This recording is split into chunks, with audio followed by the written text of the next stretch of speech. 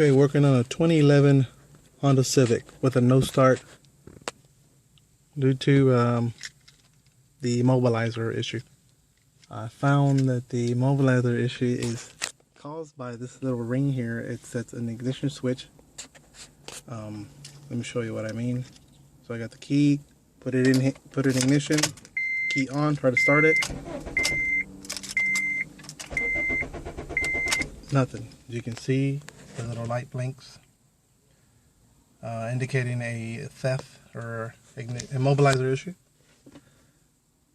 So now I'm gonna remove this ring and we're gonna do it again. See, I'm gonna do it live. I'm not gonna pause it.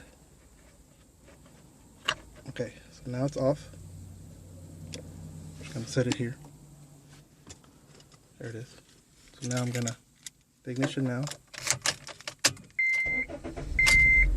Magically starts again. So I'm gonna do it again just to show you. And this just is just an accessory. It doesn't. It's just like, I don't know. It doesn't seem like nothing. It's just just glues on there and ignition. Okay, again, on. Immediately you see the key flashing. Doesn't start. Again, take it off. Again, car starts.